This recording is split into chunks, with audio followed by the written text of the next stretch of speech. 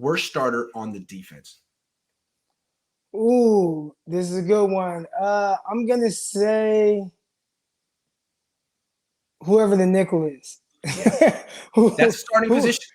yeah, that's a starting position, and whoever that guy is, I just don't have the most confidence in it. Now, if you tell me it's Emmanuel Mosley, he ends up being that guy, but then now you kind of open up, I don't want to say a hole, but sounds like Ambry Thomas is supposed to be that guy that fills in, and I haven't heard too much positive coming out of OTA. Again, just OTAs, but a lot of people say OTAs don't matter.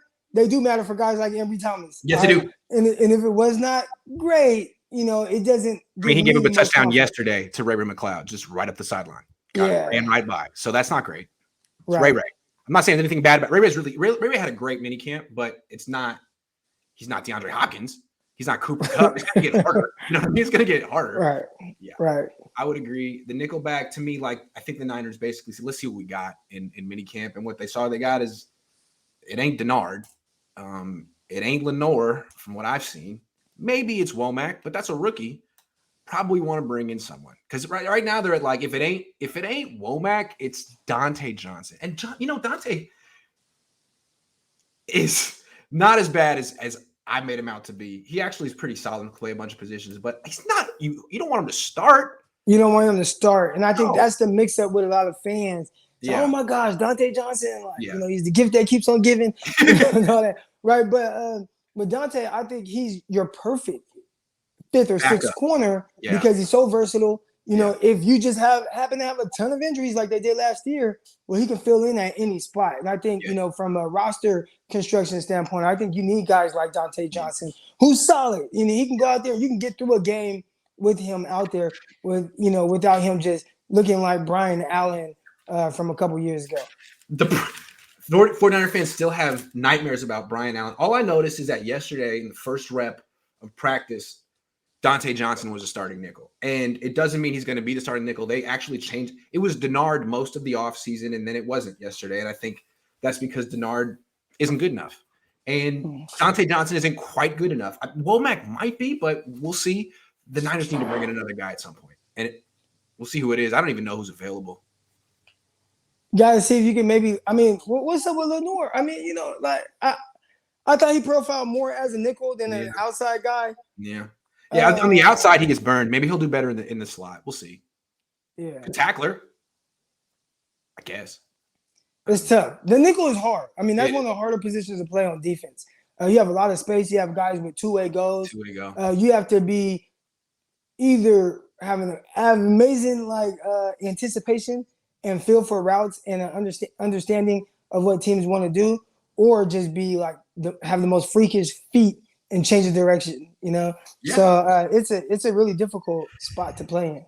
So much space. I'm surprised the Niners didn't address this position more, considering they have to face Cooper Kupp twice a year. DeAndre Hopkins goes in the slot a lot. It's becoming like if a lot of teams put their best receiver in the slot because of the matchup. And if you can't, look at the Rams. They have Jalen Ramsey who can cover in the slot, someone who can do it when necessary. I would think that, even Trent Baalke at the very end, he drafted Jimmy Ward because he understood where the league was going and he wanted him to play in the slot, but Ward's not a slot guy. That's what he was thinking. I would think the Niners would think maybe before round 5. But no, they'll never do that. Round 5 is where they get their corners. And I think you touched on Ward, and that's probably the best nickel defender, more so than I like Mosley there. One thing about Mosley, a lot of people forget, when Mosley was a rookie, first of all, he was undrafted. Mm-hmm. And he was undrafted with Tarvarius McFadden. And everybody loved McFadden coming out of Florida State because he had a year where he had 8 picks. And I was like, I like this guy Mosley better. Mm-hmm. And Mosley actually started outside. When I say started, when it was time for his group to come in to the preseason game, mm-hmm. he was starting on the outside. And then in nickel situations, he was sliding to nickel. And I've seen that for multiple preseasons now where he's the first nickel in that group. So, he is a guy that I think they know, hey, man, push comes to shove, he has a lot of experience getting a lot of reps at that nickel spot. Maybe not as much like last year because now he's like, well, you're a starting outside guy and we got Kwan Williams. But he has probably the most experience of the guys that they have on their roster right now playing there and playing well. Which I actually thought I don't know if it was his rookie year or the next year, But I actually thought that they would cut Kawhi Williams because I thought he played that. I thought Mosley played that well at nickel. Yeah, and I think D'Amico is going to figure out eventually, if he doesn't know already, that his best three corners are Mosley, Ward, Travarius Ward, and Thomas. And that in the nickel, you need those three out there. I don't know how long it's going to take for them to actually get those three out there, but it should happen because I don't see putting Dante Johnson out there with Ambry Thomas on the bench. Why would you do that? Nothing against Dante, but why would you do that? So, and that's probably exactly what they're going to do. I mean, you don't have to do it in OTAs and minicamp, right? Like week one's a long ways away, but eventually you're going to want to rep that. Maybe not show it to the media, but that's what you're going to want to do. Sacramento Mike has an interesting question. Dame Dash didn't know this, tried to buy the Raiders and was denied. And so was Ray Lewis. Do you think the NFL will ever have a minority owner? Also, who's your favorite rapper? That's neither here nor there.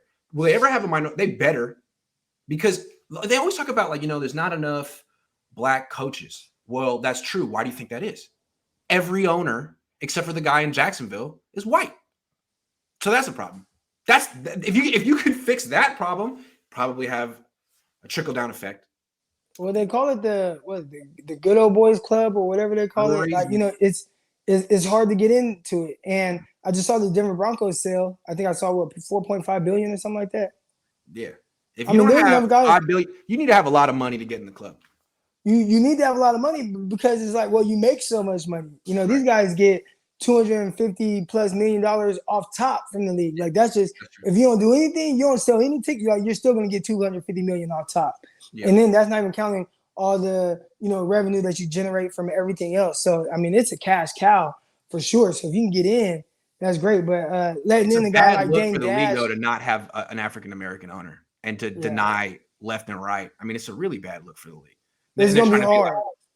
It's going to be hard for a guy like Dame Dash to get in because he doesn't fit in with how everybody. That's on the NFL. Like that again. That's making. They need to think about their image here, and instead of like trying to get some African American to sort of bend to their image of what an African American should be in their club, maybe they should expand their horizons a little bit because it is a good old boy network and it has repercussions. Look at the people that are hired. Look. I mean, come on. And they talk about it's a problem, right? I can see like the Rooney Rule isn't going to fix it. This fixes it. In 10 years, if you told me LeBron James was a majority owner of a team, I wouldn't be shocked. That would be cool. That would be really cool. He could afford it.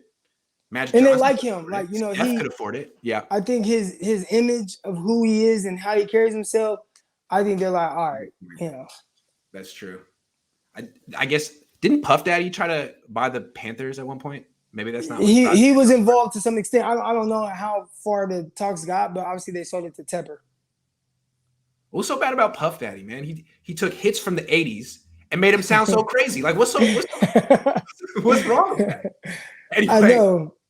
He's different, but because you see certain videos of how he is. Yeah. And it's this kind of, they might view it as like demonstrative personality. But his thing is just like, he's a very, like, I got to get it, and I don't know. The NFL, they act a little funny. They do. While they have end racism painted all across their stadiums. They could start. You could take the first step. Anyway, that's our show for this week. It's nice getting back together with Croc. It's been a while.